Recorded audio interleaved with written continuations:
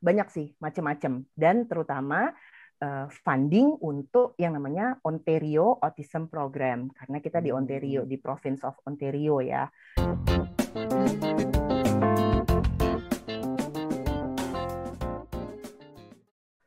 Halo guys, ketemu lagi nih dengan gue Darwin Indo di Toronto dan malam ini gue bersama dengan partner gue.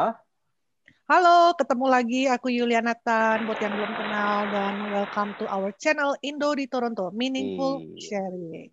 Mantap. Dan hari ini nih kita berbicara sesuatu yang di luar imigrasi, di luar dari profesi, di luar dari traveling ataupun dari kuliner, tapi mengenai kehidupan di Kanada guys ya. Dan hari ini kita kedatangan bintang tamu. Silahkan perkenalkan diri. Halo Darwin, halo Yutan. Hai, apa kabar nih berdua? Baik, Aduh, baik. seneng banget. Lu gue aja ya ngomongnya ya, karena kita temenan bertiga aja. Yeah. Seneng banget gue diundang sama duo YouTuber terkenal di Toronto. Rumahnya di mana? Catat nanti kita kirim parcel. Oh, boleh. Garuk-garuk gue langsung. Seneng banget bisa diundang untuk sharing, because basically gue seneng banget sharing dengan apa yang ya dengan kehidupan yang terjadi di Kanada, keluarga, dan khususnya malam ini temanya tentang anak berkebutuhan khusus ya.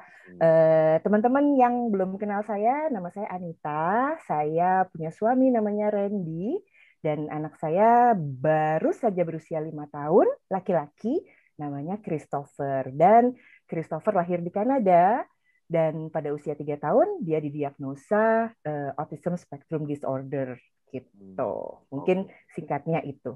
Kita boleh tahu lebih lanjut dulu nggak nih? Dulu kamu sudah tinggal di Kanada berapa lama? Terus kamu dulu bagaimana bisa berangkat ke sininya gitu? Kurang lebih singkatnya gimana? Jadi pindah ke Kanada itu tahun 2012 karena menikah. Kebetulan si bapak dia kan memang sudah lama di sini, dan waktu itu ya menikah, terus akhirnya ya diboyong ke sini, dan akhirnya ya dari 2012 sampai 2021 ini ya hampir 9 tahun, karena pas kesininya Julai 2012 gitu. Sama kayak you, sama kayak lo. Sama kita. Sama kita mendapat jodoh yang sangat jauh, nyaris kutub utara, terus kita diboyong. Iya guys, jadi itu kan cara pindah ke Kanada yang tanpa IELTS ternyata banyak juga orangnya ke sini. Oke, sip. Jadi iya, jadi tadi lu udah share mengenai background lu ya secara singkat. Nah, kali ini nih kita membahas sesuatu yang cukup unik ya case-nya, karena mostly kita bahasnya lebih ke arah migrasi dan ke arah profesi ya. Tapi kali ini kita akan membahas mengenai suka duka dengan anak berkebutuhan khusus. Nah, ini boleh diceritain nggak? Mungkin dari awalnya ya secara singkat, prosesnya kenapa nih sampai anak lu sampai disebut sebagai salah satu yang berkebutuhan khusus nih? Oke, menarik banget sebenarnya. Mungkin bagi teman-teman yang belum tahu, ya tadi saya udah cerita anak saya berkebutuhan khusus, dan diagnosanya adalah autism spectrum disorder. Dan pas banget nih Win, bulan April itu adalah Autism Awareness Month gitu ya di seluruh dunia. Jadi gue feel senang banget bisa diundang untuk ngomong di sini, sharing, dan tentunya mungkin teman-teman yang juga mempunyai situasi yang sama mungkin bisa sama-sama merasakan gitu ya. Nah, jadi kalau bisa flashback sedikit, waktu Christopher itu umur 1 tahun, kan kita perhatiin tuh milestone pertumbuhannya ya, pertumbuhan anak-anak, mulai dari misalnya dia berbicara atau enggak, ngomong babi bu bebo atau enggak, lalu pointing atau enggak, ngomong atau enggak, itu kita perhatiin ya semua. Dan memang ada doctor's record-nya juga. Dan di usia 1 tahun lebih, sekitar 15 bulan, gue nggak melihat milestone-nya Christopher itu sama dengan teman-teman yang lain, dengan anak-anak teman-teman yang lain. Bukannya membandingkan, tapi kan at some point sebagai orang tua kita harus bisa meng-compare ya, dalam arti yang positif gitu dalam perkembangan anak. Jadi saat itu gue tidak melihat Christopher itu produce words gitu ya. Dia tidak berbicara, dia tidak bisa, dia tidak nunjuk, terutama itu. Kalau lu ingat waktu anak lu masih kecil pasti suka nunjukkan, "Mami, look." Either itu untuk mengalihkan perhatian lu untuk melihat sesuatu yang menarik di mata dia, ataupun untuk menunjukkan bahwa dia mau sesuatu gitu. Nah, itu sama sekali enggak di anak gue gitu. Jadi ya mulailah kita konsultasi ke dokter, kita kasih concern kita, lalu memang oh, is it like delay speech atau gimana? Dan akhirnya dokter memang merefer ke salah satu lembaga yang ada di kebetulan gue tinggal di Mississauga, yang ada di Mississauga, bukannya promosi, tapi memang nggak apa-apa sih untuk gue sebut aja Erin Oak Kids, karena memang itu lembaga non-profit sebenarnya. Dan dari situ mulailah proses-proses pertemuan, diskusi, tanya jawab, dan assessment. Tapi masih panjang jalannya, karena semuanya serba waiting list sebenarnya. Gitu. Dan sebelum gue lanjut, untuk teman-teman yang lain juga sedikit disclaimer bahwa yang akan saya sharingkan ini berdasarkan pengalaman pribadi saya.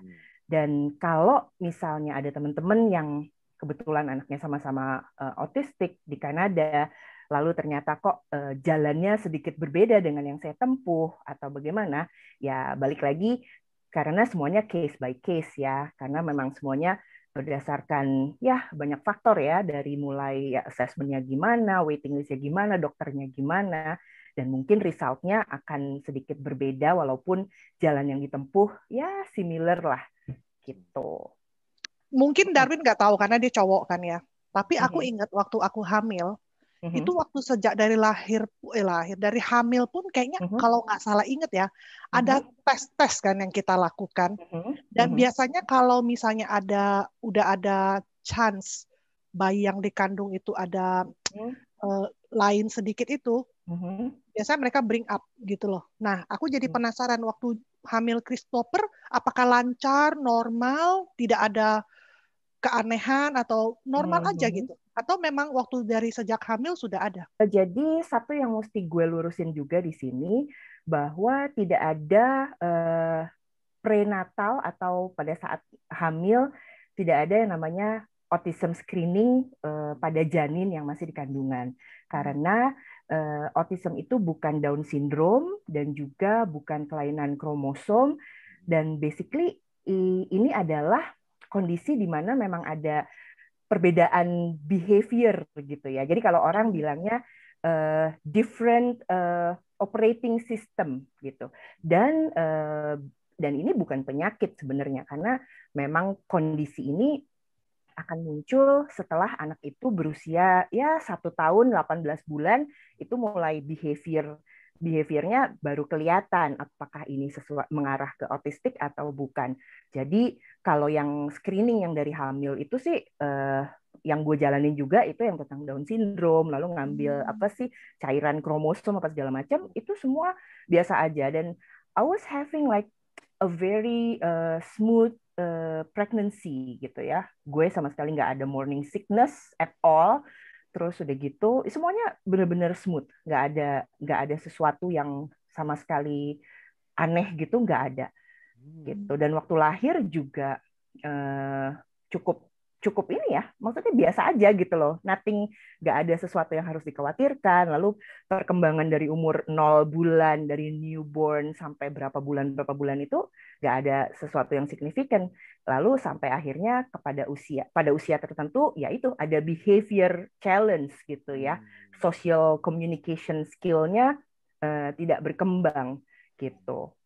How do you feel when I think maybe ya seperti kamu bilang tadi itu kan, kita pasti mengamati perkembangan pertumbuhan anak kita, dan ketika kita aware, ini aduh kayaknya something, tapi mungkin first time mungkin kita brush off ya, maksudnya mungkin biasa. Terus tapi lama-lama insting ibu ini pasti kuat banget nih. Ini something. Terus kamu untuk make sure dibawalah ke dokter, ditanyain. Dan aku jadi agak bingung. Ketika dia 15 bulan itu dibawa ke dokter, kenapa tadi di awal kamu bilang pas umur 3 dia baru kayak dikasih semacam label gitu. Jadi in between itu apakah prosesnya itu? Iya, itu adalah waiting list yang cukup lama. Kebetulan Christopher itu waiting list untuk mendapatkan sebuah diagnosa, dia menunggu sekitar 18 bulan, jadi like 1,5 tahun. Karena sebenarnya sih bisa sih kalau misalnya 18 bulan atau 2 tahun untuk didiagnose, kalau memang benar-benar jelas kelihatan bisa, but nggak tahu ya, waktu itu memang dia baru dipanggilnya setelah dia umur 3 tahun gitu. Dan beberapa research dan beberapa literatur memang mengatakan usia 3 bulan itu memang usia yang lebih gimana ya, lebih paten gitu untuk bisa diyakini anak ini kenapa usia 3 tahun. Gitu. Kalau tentang how do I feel, sebenarnya gini sih Yul. Waktu pas pertama ada sedikit perbedaan yang gue lihat di Christopher, gue udah ngerasa gitu. Ngerasa there's something different with Christopher gitu ya. I don't know what, karena semuanya hanya menunggu diagnosa gitu kan. Dan dari sejak di refer ke speech therapist, tapi ya speech terapisnya gratis sih, tapi nanti gue akan cerita lebih banyak lagi mengenai gratis sama nggak gratisnya, mahal enggaknya, itu semua in one package ya. Nah, ya kita ketemu basically kita yang diajarin gimana untuk bisa engaging dengan anak dan lain-lain. Tapi ya ada ini ya, pasti ada istilahnya banyak challenge ya. Nah, menunggu diagnosa itu kita banyak ikut workshop sebenarnya. Mengikuti workshop mengenai speech, mengenai delay speech, mengenai terapi bicara, mengenai terapi behavior, understanding behavior. Wah, you name it, they all workshop. Gue tuh udah kayak orang kuliah gitu loh. Akhirnya nunggu, dan kitanya juga mesti proaktif juga sih untuk bertanya kapan bisa di-assess, bla bla bla bla bla bla. Dan akhirnya ya pada saat persis waktu itu umur 3 tahun beberapa minggu gitu ya, di bulan yang sama, ya akhirnya di-assess sama dokternya. Assessnya itu bukan medical ya, karena nggak akan kelihatan dari darah, dari fisik, urin ya? Atau gimana tuh nggak kelihatan, ya? Bukan dari fisik. Iya. Jadi memang berada di satu ruangan, lalu ada daftar assessment-nya, anak ini gimana engaging-nya, dan sebelumnya kita juga ngisi kayak kuesioner gitu. Ini anak ini nunjuk enggak, ini pokoknya kita dikasih banyak list. Dan ya dari situ, dan akhirnya waktu itu cukup cepat juga setelah assessment ya, 2 hari 3 hari deh dokternya minta kita datang. Sebenarnya gue udah tahu gitu loh, dan ya gue bilang, dan dokternya kaget karena gue nggak kaget gitu loh. Gue waktu itu lebih ke relief sebenarnya, gue lebih lega gitu loh Yul, karena anak gue akhirnya maksudnya jadi jelas what should I do with him gitu. Gue nggak yang baper, yang nangis atau merenungi nasib atau gimana. Gue tuh lebih ke yang okay, so what's next gitu loh. Gue nggak tahu mesti ngapain, apa aja yang mesti gue siapin. Dokter, you tell me gitu kan, what should I do gitu loh, apa yang harus gue siapin, apa-apa aja yang mesti gue apply untuk kelangsungan hidup anak ini di Kanada. Ya kira dari situ mulailah proses-proses aplikasi, banyak sekali program-program dari pemerintah gitu. Maksudnya gini nih, jadi ketika dari yang umur 18 bulan sampai umur 3 tahun sampai mendapatkan diagnosa, itu lu sudah akhirnya aware dan kayaknya saya udah predik nih, kayaknya nih autis arahnya nih. Iya, gue udah ngerasa kayaknya nih anak memang ke situ arahnya, karena banyak symptoms-nya itu yang gue, jadi selama itu gue juga banyak ikut di komunitas-komunitas autism, gue banyak research dan belajar juga. Gue nggak terlalu berpaku sama Google karena nggak semua yang dari Google itu benar. Gue lebih cari orang-orang yang lebih bisa mengakomodir gue dengan ilmu yang benar gitu, dengan pengetahuan yang benar dan positif gitu. Dan memang dia repetitif, dia banyak repetitive action, dia suka flapping hands, dia suka lompat-lompat non-stop, dan dan dia nggak ngomong, dia sama sekali nggak nunjuk, dan dia less eye contact gitu. Waktu itu seperti itu. Dan selama menunggu dipanggil untuk di-assess itu ya, selama di apa sih istilahnya kalau di Indo PHP ya, apa digantungin, selama digantungin penantian, itu. Penantian yang nggak tahu nih bakal gimana, ya gue belajar, gue coba untuk mencari informasi gitu. Itu di Erin Oaks itu ya? Ya, kebetulan karena gue di Mississauga dan di sini ada Erin Oaks Kids, ya kita di refernya memang ke situ. Dia memang salah satu autism center, language and therapy behavior, yang tempat terapi behavior yang memang cukup leading di sini. Gitu. Mungkin di provinsi lain teman-teman akan berbeda dan gue nggak tahu itu apa. Dan bahkan kalau pindah ke Toronto aja itu udah lain lagi tempatnya. Ada I don't know, Genewa Center, lalu ada Carey's Place, banyak sih. Gue bisa sebutin karena ya it's okay. You can do your research as well gitu. Nah ini Christopher berarti kan dimulai dari umur 3 tahun ya, dan saat ini seperti tadi yang lu jelaskan di perkenalan bahwa saat ini dia sudah berumur 5 tahun ya, sudah 2 tahun ya berjalan ya.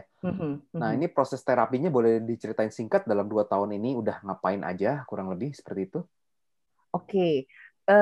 Jadi setelah ada diagnosa, kita memang dibantu sebagai family. Dan teman-teman balik lagi, ini kejadiannya di Kanada kan ya. I mean like gue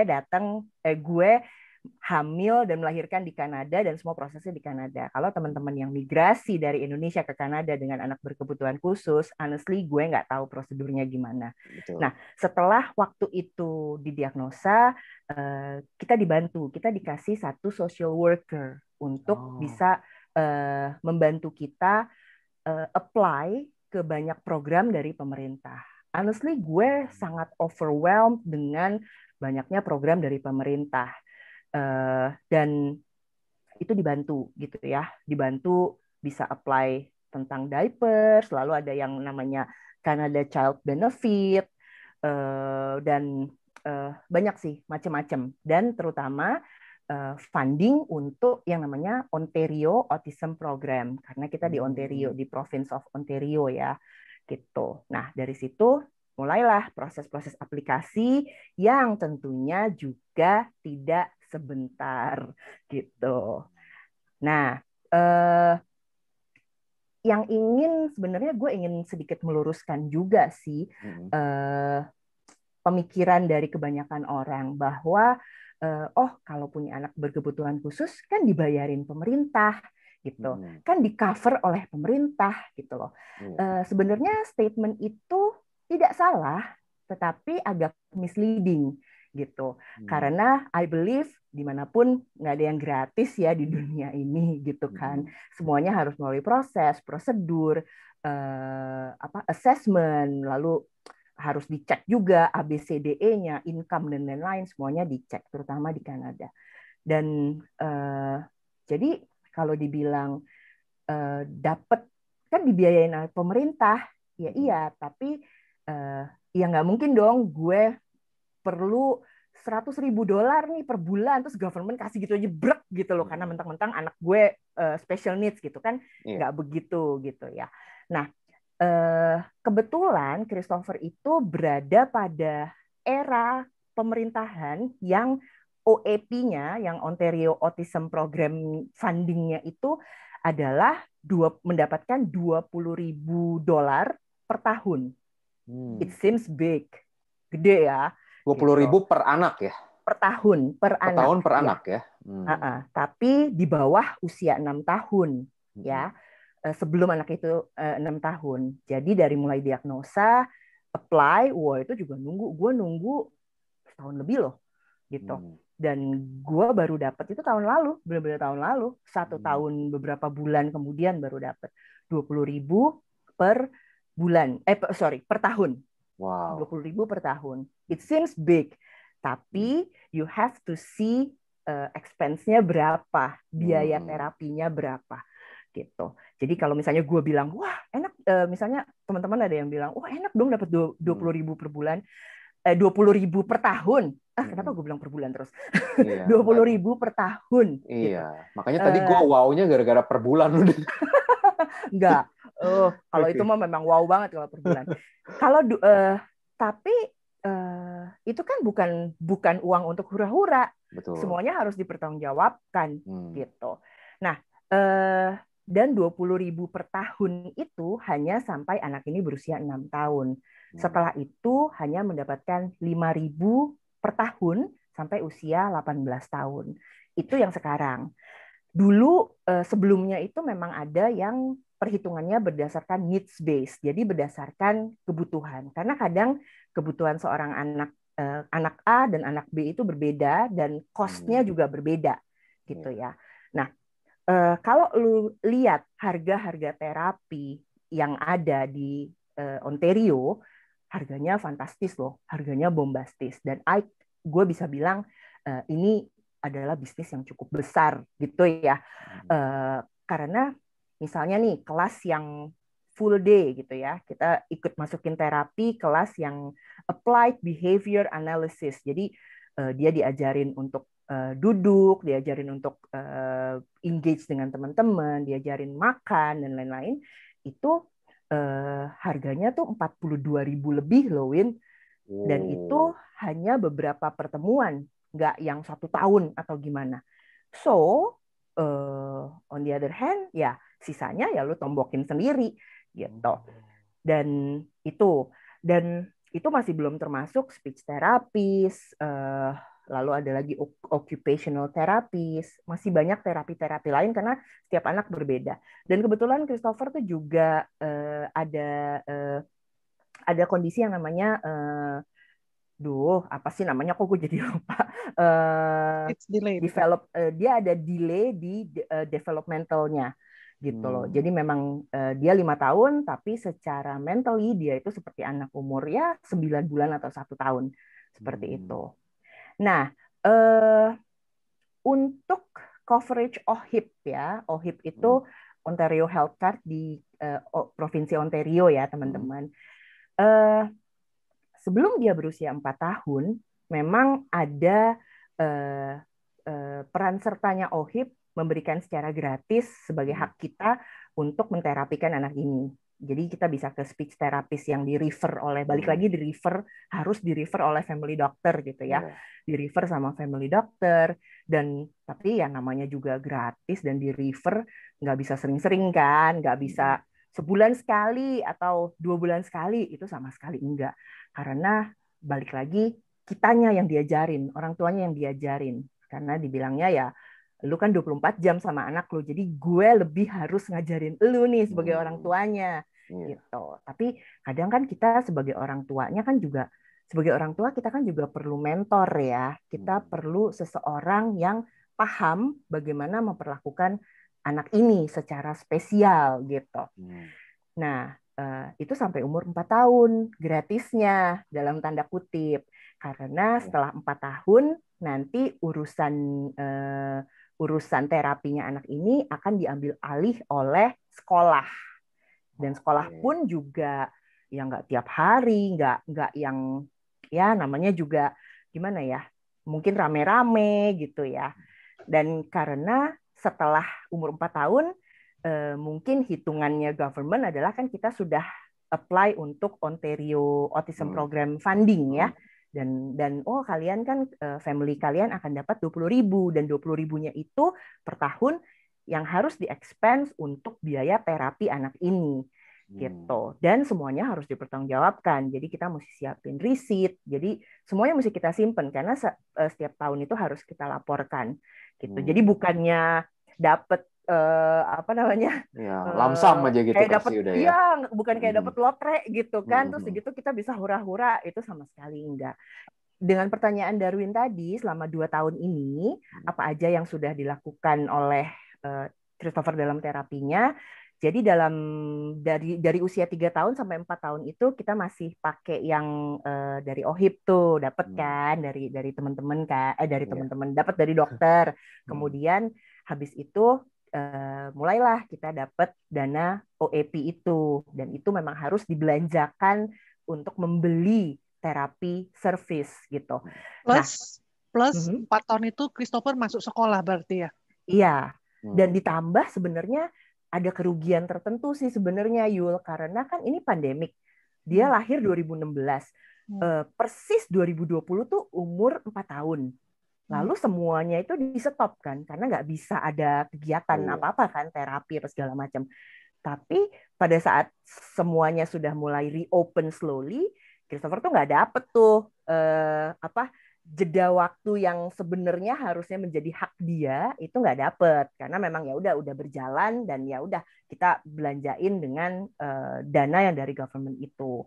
Nah, dari dana yang 20.000 itu kebetulan kita ngelihat kebutuhannya Christopher ya, dia perlu gue mempersiapkan dia untuk bisa masuk sekolah JK gitu kan ya.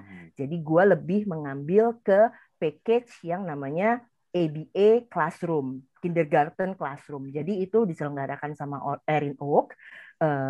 Itu bisa sehari, bisa pagi dan sore, atau bisa pagi aja atau sore aja, tergantung uangnya ada berapa gitu kan. Dan itu intinya seperti classroom situation gitu, seperti ruang kelas, seperti kindergarten. Dan ya kurang lebih hanya itu sebenarnya yang paket yang gue ambil untuk sekarang.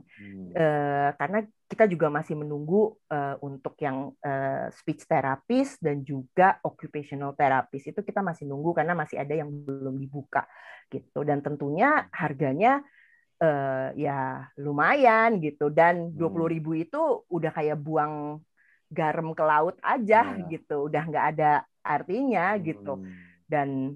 Dan ya udah by the end memang mesti siap juga dengan dana pribadi walaupun dibantu. Ada juga sih Win, Yul, teman-teman mungkin yang memang dicukup-cukupin aja gitu ya. Jadi 20.000 dicukup-cukupin aja, mau ngambilnya yang mana. Tapi balik lagi semuanya berdasarkan keputusan masing-masing keluarga dan kebutuhan anak ya. Oke, nah gue jadi penasaran dan ada 2 pertanyaan nih ya. Pertama yang soal 20.000 yang disebut-sebut tadi itu apakah buat semua family regardless income-nya atau itu angka yang muncul setelah mereka assess income kalian dan sebagainya. Kemudian seperti kita tahu, kita di Kanada ini kan yang orang banyak tahu itu kesehatannya di cover gitu ya, gratis healthcare-nya gitu. Tapi juga ada ternyata di luar itu pun ada program-program yang disediakan pemerintah untuk membantu. Salah satunya yang ini, yang aku jadi penasaran, kamu taunya dari mana gitu loh. Kan kita kadang-kadang nggak tahu loh, ada grant ini, ada subsidi ini, segala macam ya kan. Nah untuk case yang ini, lu taunya dari mana gitu? Oke, gue coba jawab yang pertanyaan kedua dulu ya. Informasi-informasi mengenai program-program yang bisa gue apply itu apa aja, itu gue dapet dari social worker. Kan setelah ada diagnosa, kita dikasih satu social worker untuk bisa membantu kita mempersiapkan aplikasi-aplikasi tersebut. Apa aja yang bisa di-apply ini di Kanada, benefit apa yang bisa diupayakan agar bisa sedikitnya meringankan gitu ya. Subsidi dan lain-lain yang itu dari social worker. Jadi kita dibantu tuh diisi dan segala macam gitu. Nah, untuk yang pertanyaan pertama tadi yang 20.000 itu flat sama untuk semua family yang punya anak berkebutuhan khusus. Dalam hal ini yang gue paham kan memang autism ya, karena gue dapetnya dari Ontario Autism Program gitu ya. 20.000 itu flat untuk semua family yang anaknya berusia di bawah 6 tahun, 20.000 per tahun. Itu bukan berdasarkan assessment dari income orang tuanya dan sebagainya. Tapi ini sebenarnya program baru karena sebelumnya adalah needs based. Jadi diperhitungkan keperluan anaknya apa aja.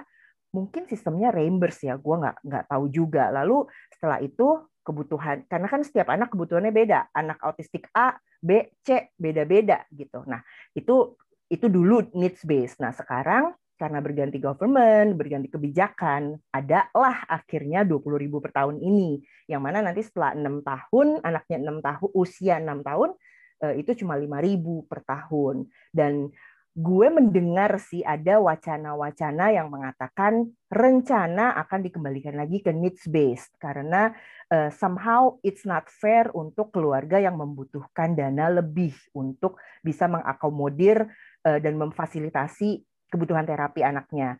Dan on the other hand ada juga anak yang autismnya tidak perlu terlalu banyak terapi yang gimana-gimana sehingga kadang 20.000-nya itu juga nggak dipakai gitu, walaupun memang harus dikembaliin lagi sih gitu. Jadi seperti itu. Untuk yang income based, perhitungan dari assessment income based itu juga ada. Jadi banyak banget program sebenarnya subsidi yang memang bisa di-apply, tapi memang balik lagi semuanya perlu waktu, perlu usaha, perlu emosi juga kadang-kadang, dan kita nggak bisa bergantung sama semua itu, dan semua itu adalah uang yang harus dipertanggungjawabkan, bukan fresh money untuk kita hura-hura gitu. Jadi nggak ada tuh istilahnya kan dibayarin pemerintah lalu tiba-tiba orang tuanya bisa beli rumah apa segala macam dari uang itu. That's totally not like that gitu. Kalau gue boleh sedikit memberi bocoran, ya bukan bocoran, dengan dari apa yang kita keluarga gue terima ya, itu tentunya ada Canada Child Benefit ya.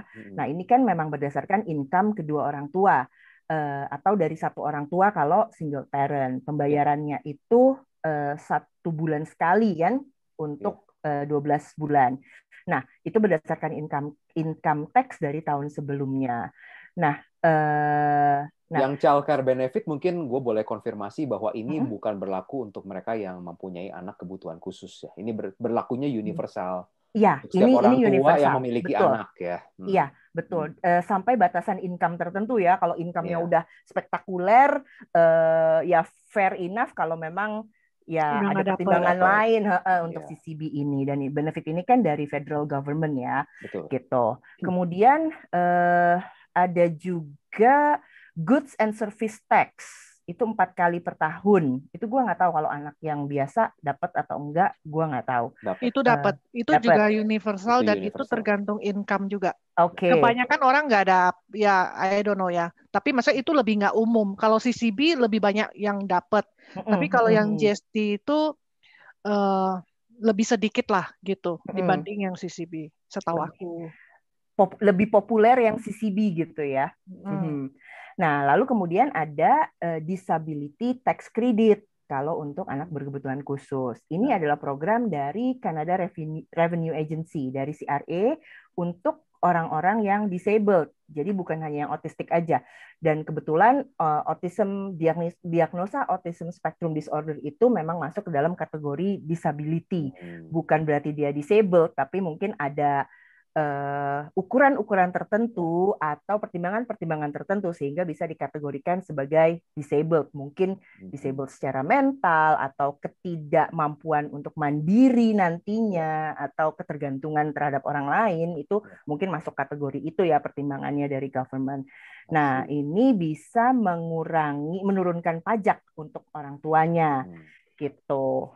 Nah, kemudian ada lagi RESP, ya kan? Registered Education Savings Plan. Ini saving plan dari pemerintah untuk dana perguruan tinggi anak ya.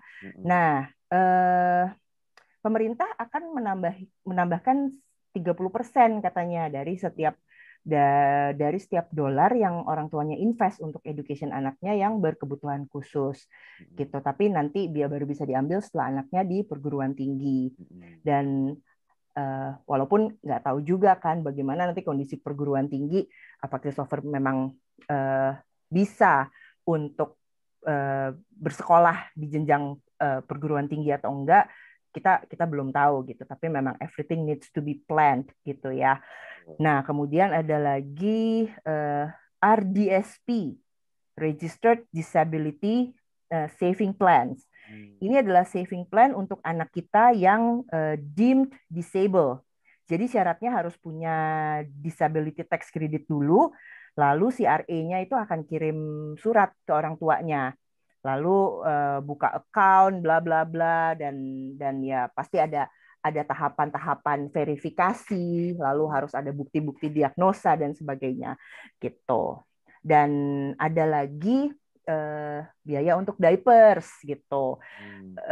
Dibantu lah. Jadi kebanyakan anak-anak dengan spektrum disorder itu kan memang punya keterlambatan untuk potty train gitu ya. Seperti sekarang Christopher itu masih pakai diapers, dia belum bisa potty train karena dia sulit untuk mengkomunikasikan apakah dia mau pipis atau dia mau pup atau gimana.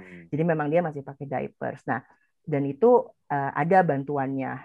It's like $30 deh kalau nggak salah per berapa bulan ya kalau nggak salah.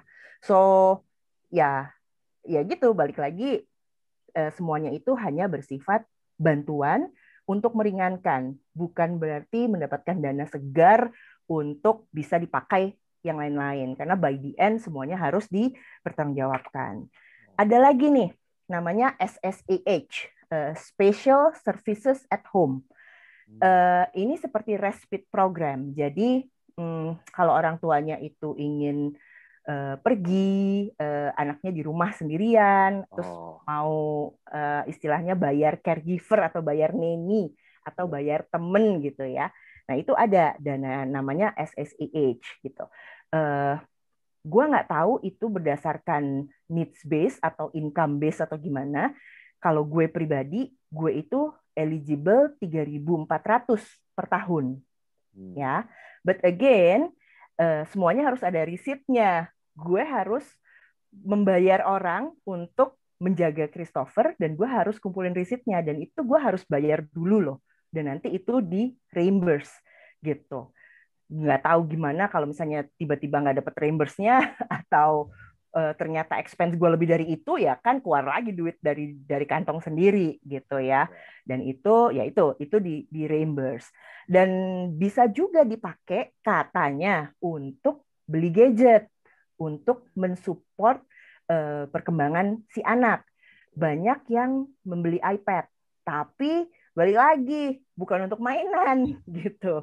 Karena harus tetap ada referral bahwa anak ini memang benar-benar butuh iPad, sudah bisa pakai iPad, dan aplikasinya pun yang di-download pasti berbayar tuh dari dari Apple Apps-nya dan lain-lain, itu khusus.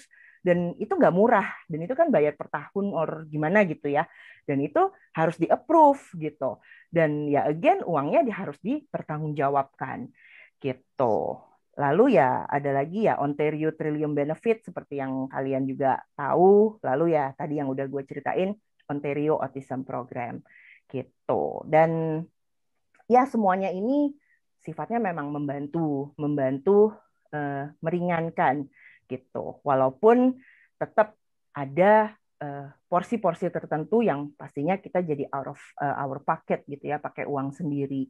Nggak bisa sepenuhnya 100% bergantung sama bantuan pemerintah gitu. Jadi ya begitulah ceritanya. Wow, ini detail banget nih lu ceritainnya. Nah, itu senang tadi gua sharing. Iya. Tadi kan kita banyak bahas dari segi benefitnya ya, dari segi benefit secara finansial dan juga dari support dari government-nya. Nah, udah lu jelasin dengan detail banget. Nah, sekarang gue pengen juga ngelihat dari sisi ketika lu dan suami lu ini men-take care of Christopher gitu. Kan pasti ada challenge-nya ya. Ada dukanya juga mungkin ya. Dan juga seperti kita ketahui kan kalau udah di Kanada nih kita mungkin kayak nuclear family alone gitu di sini. Iya, betul. Nah, gimana tuh perasaannya? Jadi banyak challenge-nya banyak. Nggak bisa dipungkiri juga kitanya sendiri sebagai orang tua dibesarkan dengan model atau metode parenting yang berbeda dengan anak zaman kita sekarang gitu ya. Jadi yang namanya suami istri pasti ada satu ketidaksesuaiannya lah dalam membesarkan anak, apalagi anaknya berkebutuhan khusus. But by the end we have to learn the joy of accepting gitu. Jadi sebenarnya awal-awal ada diagnosa, gue agak dilema. Dilema dalam arti bagaimana cara gue menyampaikan ini ke keluarga besar gitu loh.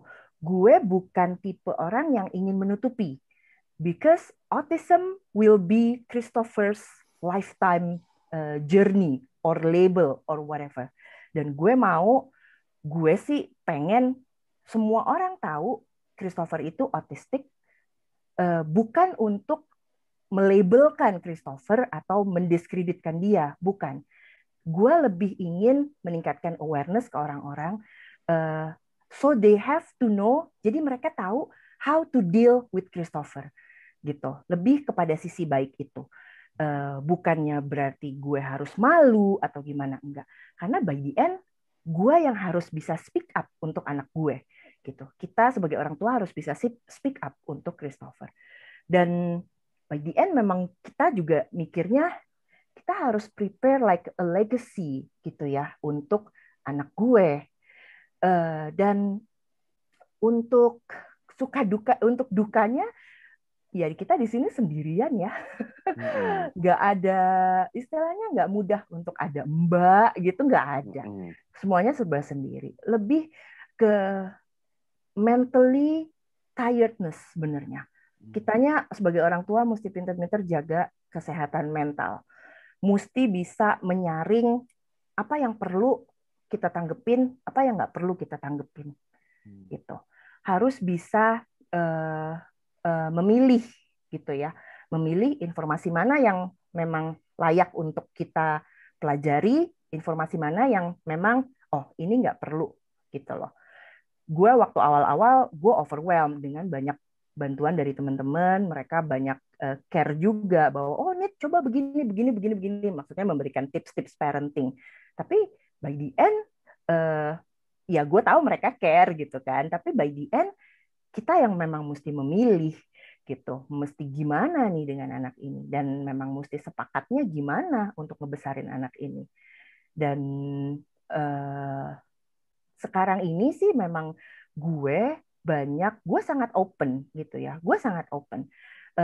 Gue berani untuk bisa speak up. Oke, anak gue, my son is gifted with autism. Gue selalu bilang, Christopher itu bukan penyandang autisme gitu, bukan. Tapi gue selalu bilang, he has a gift. His gift is called autism, gitu loh. So, ya terserah sih orang mau terima atau enggak. Tapi kan gue berusaha, I teach people how to treat my son, gitu loh. Somehow kita sebagai orang tua gitu ya, Win, Yul. So basically apa yang lo lakukan ke anak lo, secara lo nggak sadar, actually you teach people how to treat your children, gitu. Kalau dari awalnya elunya udah malu, elunya udah minder, jadi nggak connect ya. Positifnya tuh nggak ada gitu. Lu nggak bisa create sesuatu yang positif yang bisa benefit anak lu gitu. Dan sekarang ini gue banyak bergabung di komunitas-komunitas autisme. Kebetulan banyak yang di Indonesia sih gitu. Dan mereka juga banyak yang bagus-bagus juga, servis-servisnya juga bagus dan sangat positif gitu ya. Dan gue nih lagi mencoba untuk menggerakkan me time untuk para ibu gitu ya. Gue tahu deh, jangankan ibu yang punya anak berkebutuhan khusus, ibu yang biasa aja kayak Yutan juga pasti ada buteknya juga kan ngurus anak gitu kan. Baru gue mau bilang, kita yang punya anak yang biasa lah ya, maksudnya nggak ada yang terlalu unik atau gimana, walaupun caseku Oli dia ada ceritanya sendiri sih gitu ya, ada ceritanya sendiri, tapi katakanlah dia juga ya more or less lah kayak anak-anak yang lain, itu juga sudah sangat challenging, maksudnya baik waktu kita mendidik dia sendiri di rumah, dengan ketika kita bawa dia keluar bersosialisasi dengan keunikannya dia, orang-orang tuh nggak, either mereka ignorant, they are pure doesn't know, or they just don't know how to act. Itu pun berefek buat kita dan exhausted, terus terang aja exhausted gitu. Jadi gue tuh sangat salut ya waktu lu cerita itu, gue yang sambil berandai-andai gitu. I just need to double it or scale up to let's say at 20% lah more gitu, karena kan ini special need ya. Wah, aku makin salut dengan ibu-ibu yang punya gifted kids kayak gini ya, seperti lu itu. Jadi memang ibu-ibu yang anaknya berkebutuhan khusus sebenarnya baik itu autisme atau Down syndrome atau ada penyakit kelainan-kelainan lainnya, specialty lainnya kalau gue bilang. Gue tuh pengen banget gitu Yul bisa membentuk satu komunitas ibu-ibu untuk bisa menggerakkan sesuatu yang positif, mengeluarkan hobi mereka tuh apa, dikeluarkan dengan arah yang lebih positif dan terarah gitu ya. Dan ya doain aja semoga bisa semakin memberi arti untuk orang lain, because kita nggak pernah tahu bahwa kecapean mengurus anak dengan satu kondisi itu bisa menyebabkan depresi atau mental health atau ya depresi terutama, dan mereka nggak bisa punya output kemana-mana gitu takutnya. Nah, gue pengen banget untuk bisa reach out banyak orang tua mungkin dengan kondisi yang sama seperti gue, dan kita bisa sama-sama sharing gitu. Itu gue memang lagi mengusahakan itu sih sebenarnya. Oh iya, by the way, Anita ini juga mempunyai Instagram ya, guys. Jadi dia juga sering mengadakan talk show ya, live di Instagram ya. Boleh kasih tahu nih Instagramnya? Boleh. Nanti Instagramnya bisa ditulis nih di bawah sini. Follow-nya aja. Terserah sih mau di follow apa enggak. Gue nggak nyari follower, tapi gue seneng sharing. Namanya Anita Kristianita. Nanti Darwin boleh ketikin di bawah sini. Terus gue juga sebenarnya gue create satu page untuk parenting journey gue, tapi memang honestly itu masih mentah banget. Namanya A Gift Called Autism. Dan gue juga banyak collab juga sih, gue banyak kolaborasi juga dengan orang-orang terapis-terapis dari yang gue dapet tuh dari Amerika, lalu yang dari across Kanada pun juga ternyata banyak, dan kita juga jadi sering ngobrol, kita jadi sering sharing sesuatu yang positif gitu, dan itu cukup bikin kita empowered ya gitu. Nah ini by the way nih mau tahu nih ya kan Christopher ini harus mendapatkan perhatian yang lebih ya dari kalian sebagai parents nih ya. Yang gue mau tanyakan itu apakah Randy kerja dan lu juga kerja, atau jadi salah satu yang menjadi full time menjaga anak, atau gimana tuh? Oke. Jadi sekarang ini yang full time itu si bapak. Saya hanya terima jadi.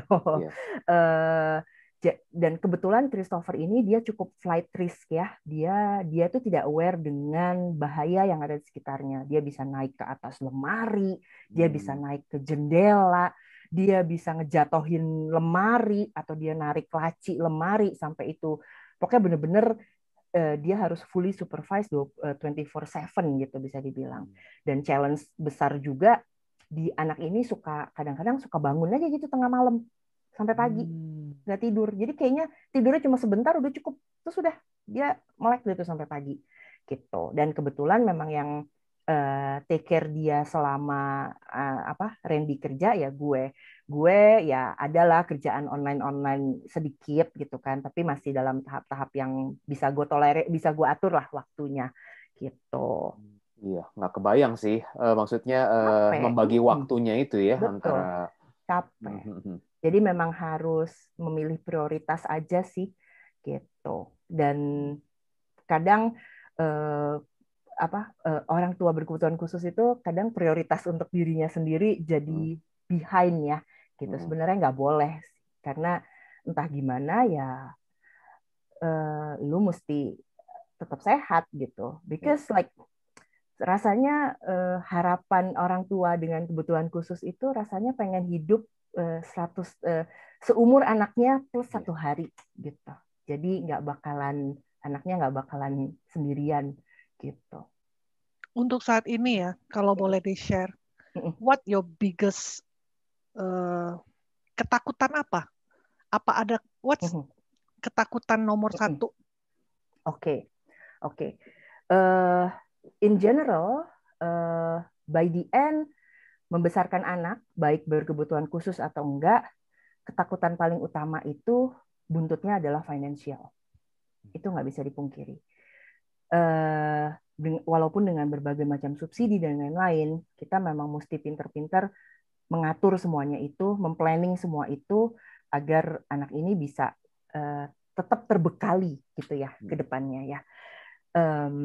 Dan ya takutnya sih kalau either one of the parents, either gue atau Randy, kalau kita berdua mati duluan, anak gue gimana gitu, Christopher gimana gitu. Dan we have to realize bahwa resiko-resiko yang seperti itu jadi ketakutan semua orang deh, ya kan? Dan jangankan anak-anak dengan yang biasa gitu ya. Sekarang gimana kalau Christopher? Dia gue nggak tahu loh dia itu bakalan bisa independen atau enggak. Gue nggak tahu apakah dia bisa bekerja dan menghasilkan uang atau tidak ke depannya. Plus ditambah gimana kalau peran gue atau peran Randy tiba-tiba hilang gitu. Terus siapa yang akan mensupport dia financially? By the end memang kita mesti pinter-pinter memikirkan legacy apa yang mau kita tinggalkan untuk anak kita gitu. Dan memang sebagai orang tua memang mesti pintar-pintar mengatur alur finansialnya dan mempersiapkan apakah yang terburuk yang akan terjadi kalau kita nggak ada. Kita memang mesti siapin dia financially, itu bukan udah nggak bisa ditawar lagi deh kayak gitu. Karena ya itu tadi kita bukannya jinx ya, tapi maksudnya gue orangnya lihat realita aja sih gitu loh. Karena gue nggak tahu anak gue bakal bisa ngomong apa enggak. Sampai sekarang dia masih nonverbal dan masih agak sulit untuk berkomunikasi. Dan tahapan-tahapan yang cuma tatapan mata sebentar aja, itu gue udah seneng banget karena itu udah big progress untuk dia. Dia bisa tarik tangan gue untuk ngasih tahu dia mau apa, itu udah, wah itu rasanya tuh gue udah kayak menang lotre gitu loh, Win. Gitu. Dan padahal itu biasa kan ya kalau untuk orang-orang. Tapi ya itu, gue nggak tahu nanti ke depannya dia akan gimana. Dan by the end, cuma keluarga kita aja nih sendiri yang akan bisa nolongin Christopher, bukan orang lain gitu. Nah, ya kan? kalau menurut lo nih ya, saat ini tuh menurut lo nih si Christopher ini sebenarnya realize nggak bahwa lo dan Randy itu adalah parents-nya dia? Kalau menurut lo? Gue rasa sih dia realize ya. Dia memang nggak pernah nyariin sih, tapi dia tahu kalau misalnya dia pulang terapi dijemput atau gimana, dia tahu. Mungkin melalui bahasa yang hanya dia dan Tuhan yang tahu gitu ya. Tapi gue yakin dia tahu gitu. Dan sekarang kebetulan kan nyokap gue masih di sini nih karena nggak bisa pulang ke Indonesia. Nah itu ada challenge-nya sendiri lagi tuh berinteraksi dengan oma, beda generasi kan gitu loh. Tapi ya kehadirannya dinikmati aja. Just enjoy, appreciate every little moment gitu. Dan ya udah jangan dibikin berat ya. Walaupun klise ya sebenarnya ya, jangan dipikirin deh gini-gini. Tapi memang iya sih, by the end you have to pick and choose what is your priority gitu. Boleh tahu nggak saat ini progresnya dia tuh udah sampai di mana? Maksudnya apakah udah bisa mengeluarkan kata-kata atau sudah bisa makan sendiri juga atau gimana? Belum. Jadi ya karena pandemi ini juga terapi yang present di dalam kelas itu di stop kan, adanya online. Tapi ya nggak mungkin lah ya bisa online duduk ngedengerin itu sama sekali nggak mungkin. Jangankan untuk seorang Christopher, bahkan untuk anak yang sekolah biasa juga, aduh nggak mungkin banget deh gitu ya, sulit lah. Nah kebetulan kita baru masukin lagi nih, baru mulai slowly open dan sepertinya dia udah mulai realize bahwa oh ini classroom setting, ada gurunya, lalu dia mau duduk gitu. Dia masih intinya dia itu fine motor skill-nya belum terlatih dengan baik untuk mewarnai gitu-gitu, dia belum, karena dia suka gigit-gigit, semuanya dia gigit, dia masukin mulut. Dan itu gue ngeri banget gitu kan, nggak tahu kan ada, dan dia tuh bisa lihat loh benda kecil apa yang ada di lantai masuk mulut gitu loh. Terus kalau udah masuk mulut dia diem gitu, ngumpetin gitu. Terus progresnya dia lebih banyak eye contact sih sekarang, Win. Dia lebih banyak eye contact. Terus dia udah mulai bisa tarik tangan kita, address dia mau apa. Walaupun kitanya juga mesti ngerti ya. Kalau gue rasa kalau misalnya Yutan yang datang ke sini tiba-tiba gue tinggal berdua Christopher, Yutan nggak bakalan ngerti ini anak maunya apa nih narik-narik gue gitu kan. Aku gue pernah ketemu Christopher ya. Ini kalau misalnya nggak dikasih tahu ya, di mata aku tuh Christopher itu normal. Karena mungkin juga waktu itu kita lagi mau makan, mau makan. Aku ingatnya dia digendong, ya just like a toddler lah, kayak anak-anak kecil pada umumnya digendong papanya kayak gimana sih gitu kan. Aku cuma, Hai Christopher. Dia juga nggak yang berakting kayak gimana juga normal. Terus aku juga waktu kita makan dia juga duduk dengan tenang ya. Bahkan aku pernah lihat anak yang lebih heboh gitu, masa anak yang normal waktu justru duduk mah heboh banget gitu. Christopher mah fine gitu. Jadi aku bisa ngerti lah, maksudnya secara kasat mata kalau cuma selintas mungkin orang nggak pernah tahu gitu ya. Gitu. Karena memang nggak kelihatan secara fisik, karena sampai dia mengeluarkan behavior yang rasanya agak melenceng dari norma-norma sosial yang ada gitu misalnya, baru bisa ada kecurigaan, oh ini anak ya ada kenapa nih gitu loh. Oke, sip ya, kalau gitu. Dan paling yang mau gua wrap up mungkin ya dari sisi gua lah at least ya. Jadi gua thank you banget Anita udah share ya ceritanya dari awal sampai akhir, dan juga udah dikasih tahu juga info-info soal benefit yang bisa didapat. Jadi seperti teman-teman udah tahu di Kanada ini healthcare-nya itu memang mostly gratis. Plus ditambah juga dengan tadi subsidi-subsidi yang spesial itu yang kita either harus cari tahu sendiri, atau kalau kita di refer akhirnya itu terbukalah opportunity itu, knowledge itu, oh ada ini. Tapi di luar itu pun sangat challenging ya ternyata ya.